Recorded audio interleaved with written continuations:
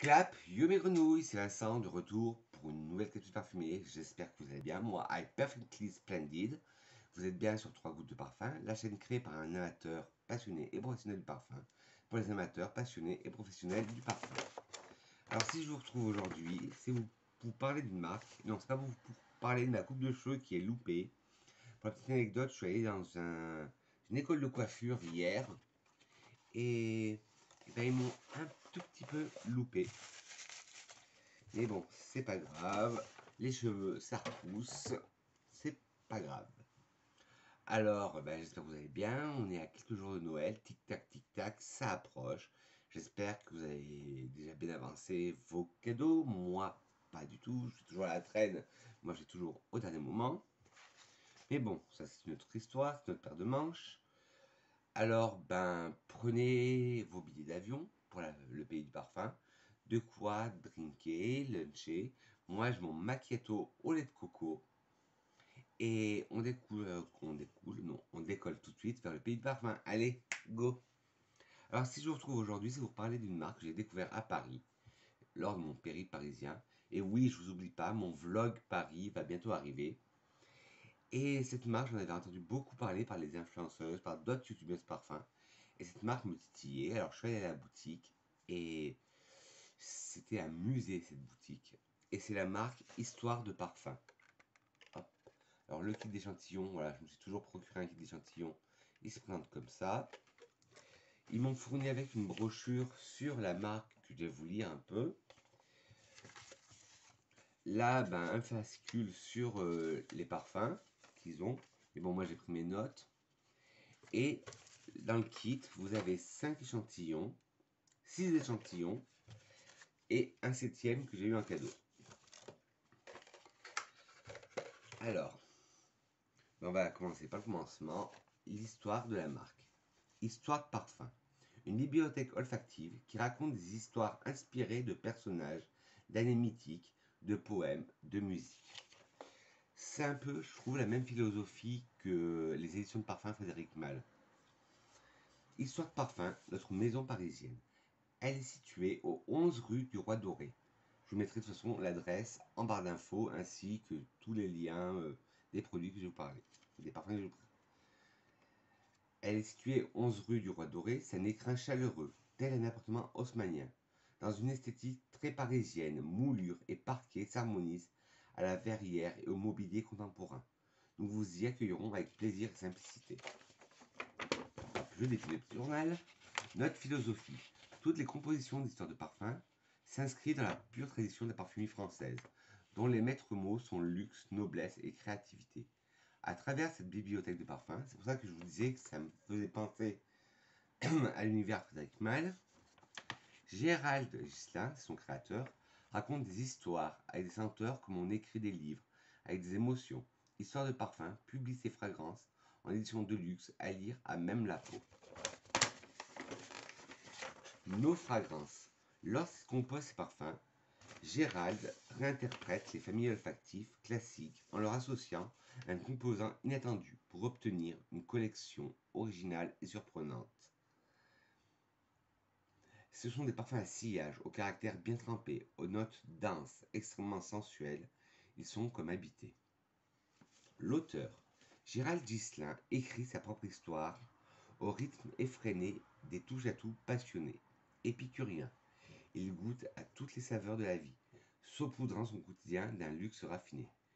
Curieux insatiable, il écoute, lit, découvre, puisant son inspiration dans ses voyages et ses rencontres. C'est en 2000 que Gérald fonde Histoire de Parfum. Il crée une collection de senteurs rares et délicates, des parfums qui lui ressemblent, riches de tempérament et singulièrement romanesques. Voilà le petit topo sur la marque. Et je trouve que le petit dépliant qu'ils fournissent, il est vachement beau. Hop. Voilà, après vous pouvez le garder en affiche. Je trouve ça moi très beau. Hop. Voilà. Bon. Vous allez me dire Vincent, les dépliants en ont rien à faire. Bon, ça, c'est vrai. Hop. Alors. Alors oui, ce qui nous intéresse, c'est le parfum. Alors voilà, il y a un autre dépliant avec tous les parfums ainsi que leurs notes. Mais moi, j'ai pris mes propres notes. Alors, comme je vous disais, Histoire de parfum s'inspire de périodes, de personnalités, de livres, de personnages historiques. Et ils ont des dates. Alors, le premier, c'est 1804. 1804. Alors, 1804, pour ce parfum, oui, j'ai toujours mes Kleenex qui sont là. 1804, pour ce parfum, il a voulu rendre hommage à l'écrivain George Sand.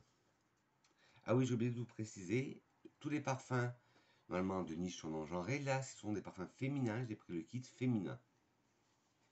Et vous avez un kit masculin aussi.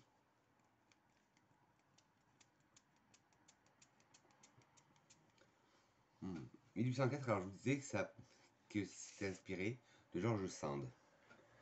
Alors, c'est sous le pseudonyme androgyne de George Sand que l'on connaît cet écrivain génial. Amoureuse, passionnée et figure engagée. Elle incarne la première femme moderne.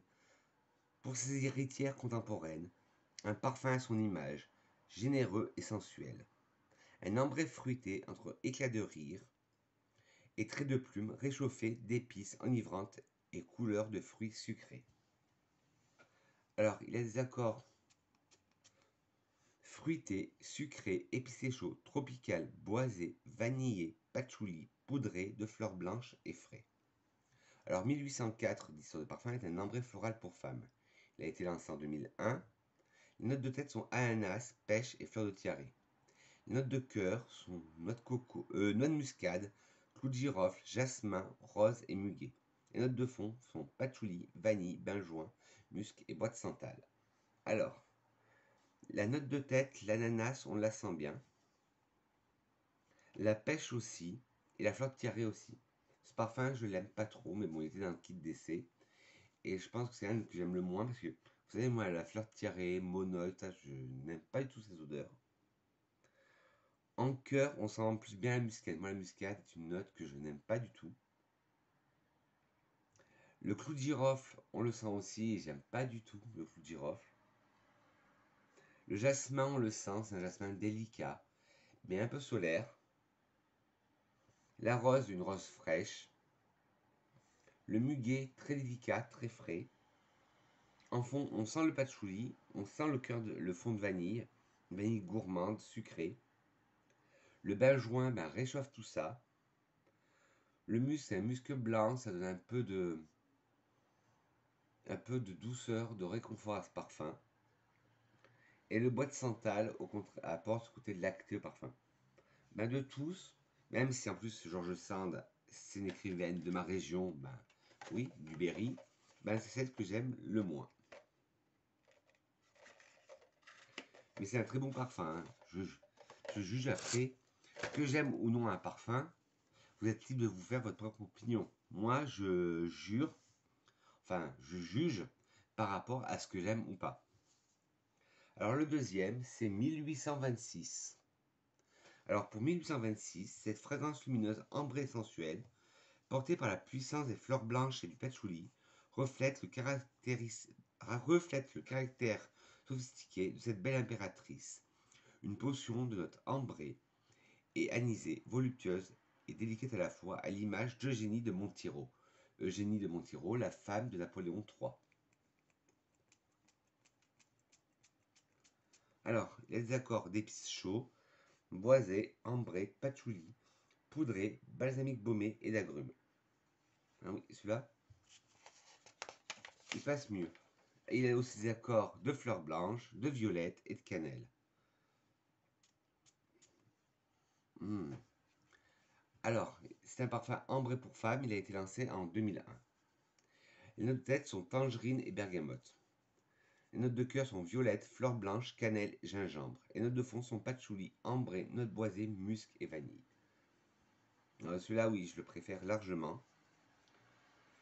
En tête, on sent bien la tangerine, ce côté vivifiant, acidulé de l'orange, mélangé au côté vert et hespéridé de la bergamote. En cœur, on sent ce côté un peu poudré de la violette, puis un bouquet de fleurs blanches. La cannelle et le gingembre, on les sent très bien, ces épices.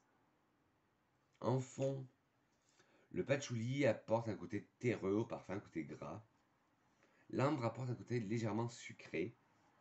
Note boisée, oui. On sent du bois, mais je ne pourrais pas vous dire lequel c'est. L'encens, oui, un encens très suave, très doux. Du musc, un musc blanc aussi très doux, et de la vanille. Une vanille bourbon. Parce qu'il faut savoir que Eugénie de Montero, elle était issue, avant d'épouser Napoléon III, elle venait des îles, mais je ne me rappelle plus de quelle île exactement. Je crois que c'est Guadeloupe, Martinique ou Réunion. Dites-moi ça en commentaire si je me trompe. Ensuite, 1876. Alors, 1876 est un hommage à Mata Hari,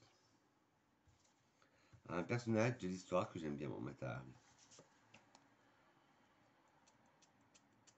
Alors, s'il est comme son nom, celui-là, il devrait me plaire. Alors, Mata Hari est une célèbre espionne de la Première Guerre mondiale, fusillée au fort de Vincennes. Mata Hari signifie l'œil du jour en malaisien, mais en français, de la belle époque, cela voulait dire plutôt sensualité, un parfum composé de la plus mystérieuse des fleurs, la rose épicée. J'adore. Il est boisé, poudré, épicé chaud, floral, aromatique, avec des notes de rose, de violette, épicé frais, d'iris et terreux. 1876, l'histoire du parfum est un parfum floral, lancé en 2001.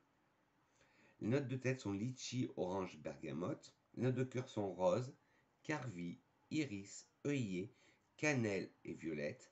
Les notes de fond sont vétiver, gaillac, bois de santal, vanille et musc. Alors, en tête, on sent bien le litchi et l'orange. Ça donne un départ sucré, fruité sucré au parfum. La bergamote donne ce côté vert. Alors, ce côté fruité sucré, il s'en va vite. En cœur, la rose, ouais, une belle rose épicée, qui est épicée avec le carvi, qui est une épice un peu chaude. Mélangée avec l'iris, qui donne ce côté poudré au parfum. L'œillet, cette fleur un peu, fleur épicée.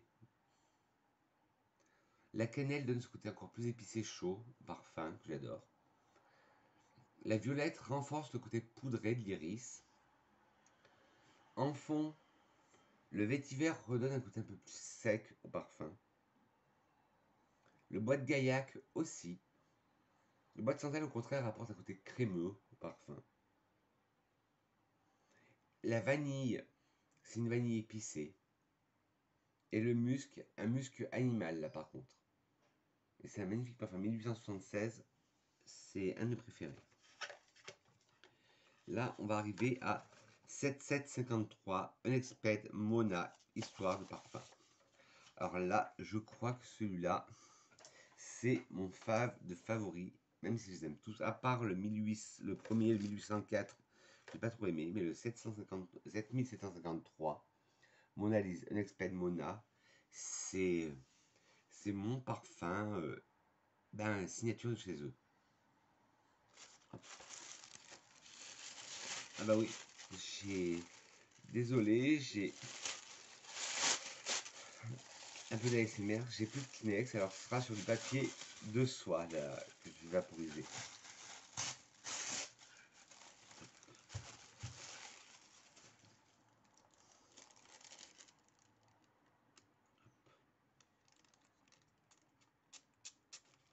Ah oui, alors ça c'est vraiment 77753.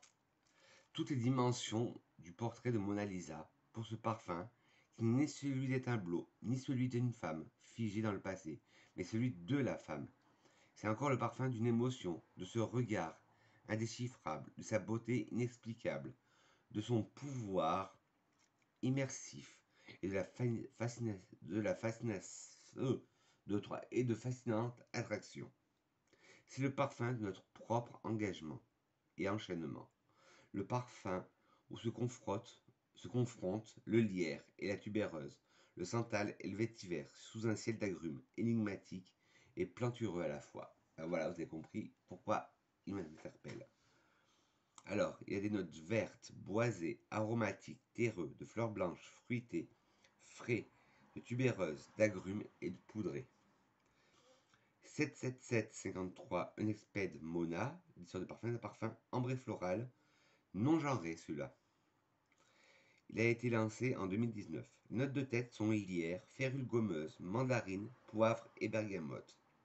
Les notes de cœur sont tubéreuse, poire, héliotrope, bourgeon de cassis et fleur d'oranger.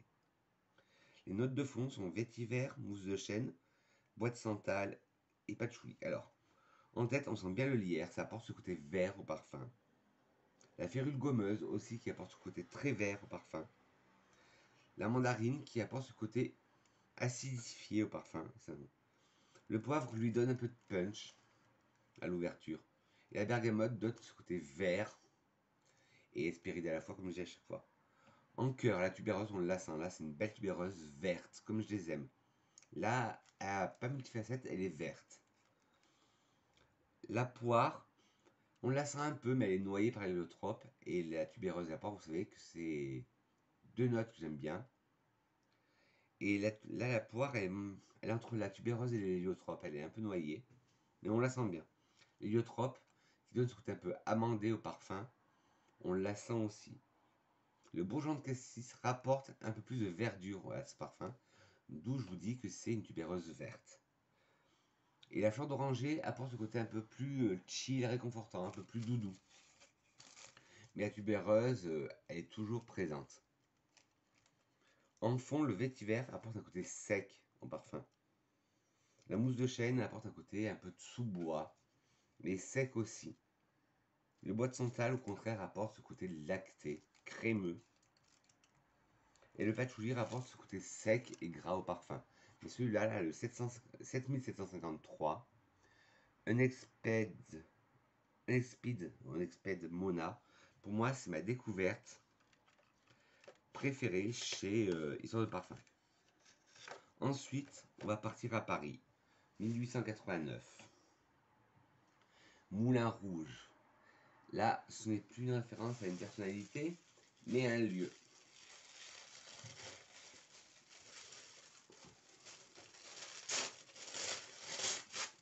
Oui, désolé, ben, comme je dis, j'ai plus de mouchoir en plus, bon. Et j'ai plus de touches.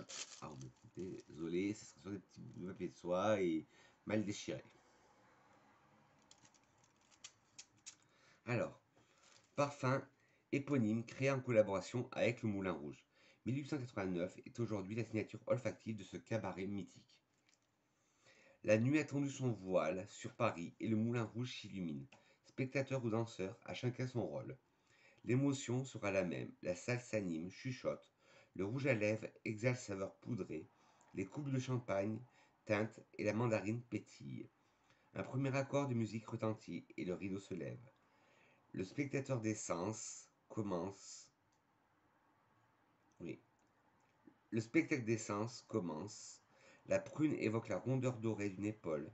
Les danseuses font leur entrée dans une nuée de plumes et de paillettes. Les corps se frôlent. La chaleur épicée de la cannelle monte aux joues. Le sucre fond dans l'absinthe douce amère. La rose damas laisse éclater sa sensualité, jouant les séductrices dans la parure. Rouge, évidemment. L'enchantement n'est pas à la fin. Le temps n'existe plus. Suspendu aux ailes du moulin, une émotion pleine d'allégresse fait vibrer les planches jusqu'au final.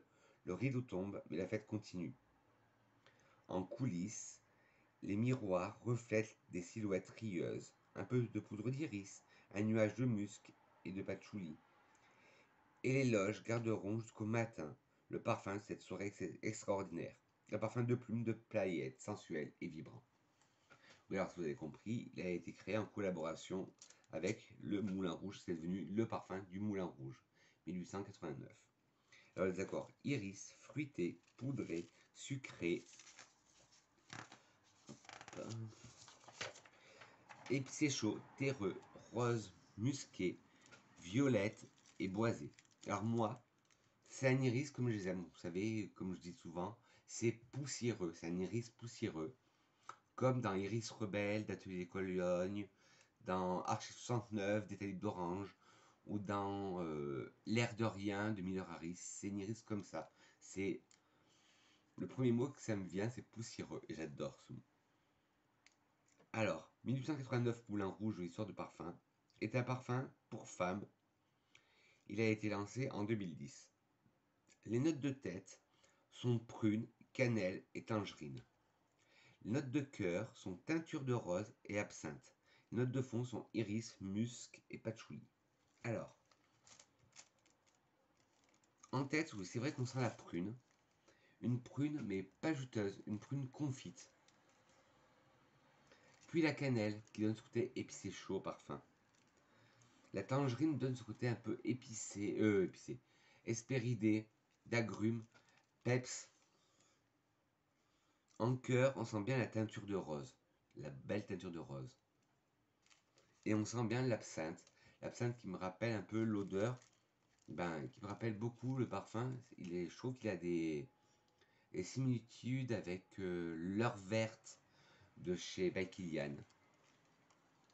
En fond, l'iris, le musc et le patchouli.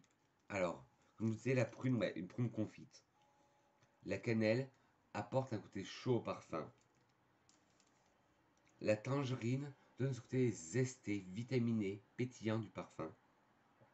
En cœur, la teinture de rose, oui, on la sent beaucoup, la rose. L'absinthe, on la sent, donne ce côté un peu amer, un peu anisé, comme dans l'heure verte de By Kilian, comme je disais. Et en fond, l'iris, un iris poussiéreux, comme je vous disais, comme j'aime bien, terreux, mélangé avec du musc, mais là c'est un musc animal. Et le patchouli qui donne ce côté encore plus terreux et plus poussiéreux au parfum. Mais 1889 aussi, c'est une belle découverte. Le dernier du kit, après j'en ai eu un en cadeau que je vous parlerai tout à l'heure. Et ben justement avec celui que j'ai eu en cadeau, j'ai eu par contre une touche parfumée. Alors je vais en servir pour tout à l'heure. Alors celui-là, c'est le On change d'univers, c'est plus un endroit, c'est plus une personnalité, c'est le 1.2 Not a Bottle. This is a not a blue bottle. Et c'est le 1.2. Parce qu'il en existe plusieurs. Ceci est une explosion, une diffraction de la lumière révélant ses couleurs. Les éclats de lierre, de lilas et de muguet illuminent gaiement une voie lactée de santal et de musc blanc. Ceci est le parfum de la lumière.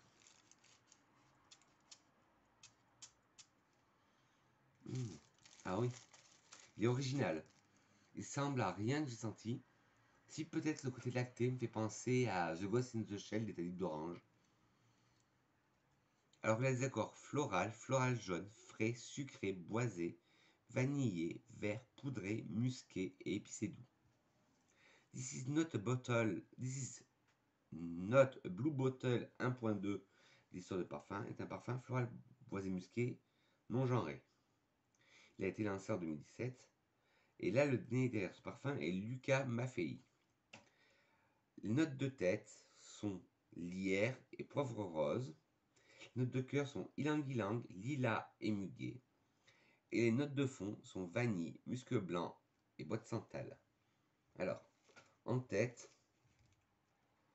on sent le côté vert du lierre et le côté pétillant et épicé du poivre rose.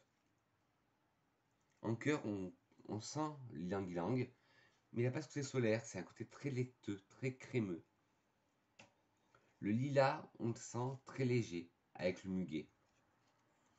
Et en fond, la vanille, on la sent très bien, la vanille. Le musc blanc, un musc doux, qui adoucit le parfum. Mélangé à la bois de santal, qui donne ce côté lacté. Ouais. Moi, je dirais qu'il y a un côté lactonique, comme le The Ghost in the Shell de chez Talibs d'Orange. Et ben c'est la même famille, en plus c'est un floral boisé musqué. Alors, il faudrait que je teste sur peau s'il a la même durée que The Ghost in the Shell. Je ne ferme pas le petit échantillon parce qu'il y a une petite citation que je vous lirai à la fin. Et le dernier, c'est le 1472. Hop. c'est l'échantillon que j'ai eu en plus. Alors 1472. Cette carte c'est parfumée avec cette carte est parfumée avec notre nouvel opus inspiré de la Divine Comédie. Solaire, jasmin, encens. Alors, solaire ambré, féminin, masculin. Alors, la comédie se joue sous un voile d'ylang et d'armoise. Aux clartés du paradis succède la chaleur psychédélique du jasmin et de l'encens. Fruits défendus, rhume liquoreux sur les lèvres, peau d'ambre et d'ébène. Mince est la frontière entre enfer et paradis. Alors, note de tête, armoise, ylang-ylang. Armoise, ylang-ylang, accord scolaire, excusez-moi. Solaire. Note de cœur, jasmin, cannelle, encens. Note de fond, benjoin, rhum absolu, ambre. Et la petite histoire. Dans la blancheur d'un voile d'armoise, s'épanchent les rayons solaires d'un bouquet d'ylang. Ensemble, ils soulignent la tension sacrée de l'encens qui rencontre la vibrance de la cannelle. À ces clartés succède la lourdeur psychédélique du jasmin rampant sur les murs du jardin d'Éden. Ombre et lumière, on doit au rythme d'Alizé, gourmand, des fruits défendus mûris sur le sol, baiser liquoreux de l'absolu de Rome, s'accroche aux lèvres de ceux qui s'aiment. Peau de bronze et d'ébène se réchauffe auprès d'un brasier d'épices et s'exhale un parfum de baume corporel, d'ambre, de benjoin. On sent l'air, la tension, un amour récapitulant tout amour. Ce parfum, il est très original. La cannelle est en force dedans, avec l'encens. Alors en tête, l'armoise, on la sent, ça donne ce côté vert au parfum, épicé vert. Ylang-ylang, ben bizarrement, ils disent que c'est un parfum très solaire, je ne sens pas ylang-ylang ni les notes solaires. Moi, ce que je sens, c'est le jasmin. Là, c'est un jasmin vraiment blanc, mais sensuel. La cannelle, je sens beaucoup la cannelle et l'encens. En note de fond, je sens bien le benjoin. Le rhum, je sens beaucoup le rhum et l'ambre. Je vous le remonte. Et je vais le ressentir pour me refaire une deuxième. Voilà, c'est le 1472. Ouais, pour me faire un avis, ouais, c'est vrai que non. Le jasmin n'est pas du tout solaire, ni l'ylang-ylang. C'est un parfum solaire comme je les aime. Ni trop, ni pas assez. Et là, celui-là, c'était le 1472. C'est la dernière nouveauté de Histoire de parfum. Ben voilà, une petite grenouille, cette vidéo est terminée. Et que serait une vidéo de Vincent? Même si aujourd'hui, je pense que j'étais un peu brouillon, sans citation. Et comme je vous ai dit, la citation, je la trouve sur le titre d'essai qui dit « Le parfum parle à nos cœurs en murmure olfactif, comme des contes sans parole, ayant chacun à dire un fragment de mémoire. Ils sont le chaînon invisible, l'alchimie amoureuse des rêves qui existent aussi longtemps qu'on le sent. Bienvenue dans notre bibliothèque parfumée. » Et c'est Ghislain, le créateur de la marque, qui dit ça. Ben voilà les petites grenouilles. Ben sur ce, je n'ai même pas bu mon café. Sur ce, mes grenouilles, cette vidéo est terminée. J'espère qu'elle vous a plu et qu'elle n'a pas été trop brouillon. Dites-moi en commentaire si vous connaissez la marque Histoire de Parfum. Si oui, quel parfum avez-vous déjà testé? Oui, quel parfum avez-vous déjà testé si vous connaissez? Si vous aimez bien cette marque, si vous trouvez cet univers particulier. Et au contraire, si vous ne connaissez pas cette marque, dites-moi si vous voulez la connaître. Dites-moi quelles ont été vos dernières acquisitions. Et n'hésitez pas à me lâcher des petits pouces bleus si cette vidéo vous a plu. Des petits pouces en bas si cette vidéo vous n'a pas plu, si j'étais un peu brouillon. Mais excusez-moi encore. Et n'oubliez pas de vous abonner en caressant le bouton rouge qui se trouve là. Et appuyez sur la cloche, non pas sur moi, mais la cloche de notification. Sur ce mes grenouilles, je vous souhaite un agréable dimanche parfumé.